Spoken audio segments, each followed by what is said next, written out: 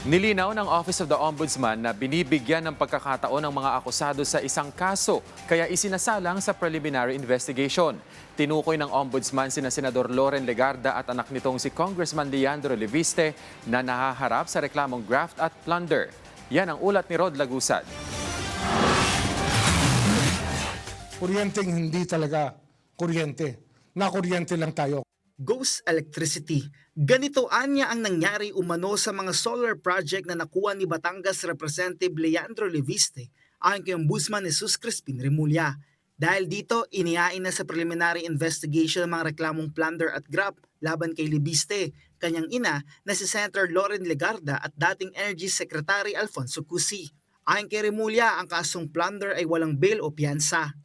Yung kanilang pagkahawak na eksklusibo sa solar ay talaga nagdulot ng damage sa ating republika. Sapagkat hindi naman sila tumupad sa kanilang dapat tuparin at hindi nila ginawa yung dapat nilang gawin. At para bang basta malinaw na malinaw yung kaso na ang kanilang ginawa ay labag sa batas. At ang laki nang nawala sa ating mga Pilipino. Ayon kay Remulla, ang nangyari ay ibinenta lang ito. Aabot sa 10 bilyong piso ang halaga ng kontrata. Pero bukod pa niya rito ang daang-daang bilyong pisong nawala o projected damage sa mga Pilipino dahil sa hindi nagawang mga proyekto. Dagdag ni Remulla, kumuha ng exclusive service contract si Leviste kung saan sila lang umanoan niya ang maaring mag-produce at magbenta ng solar energy. Pagdating naman sa kaugnayan ni Legarda sa naturang mga proyekto, Hindi naman makukuha na 21-year-old, 21 lang si Leandro noon eh. Yung prangkisa na exclusive, kung hindi tinulungan ng nanay niya na chairman noon ng Finance Committee ng Senado.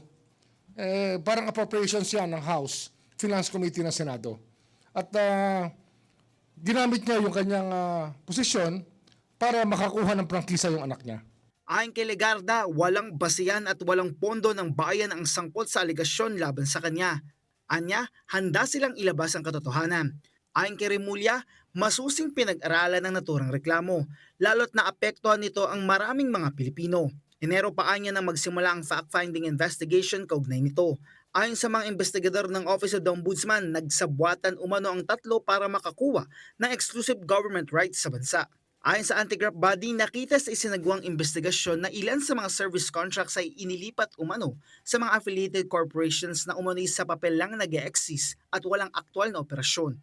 Binigyang din ng Office of the Ombudsman na ito ay simula pa lang ng proseso kung saan may pagkakataon sila na sumagot sa mga alegasyon laban sa kanila. Rod Lagusad, para sa Bayan.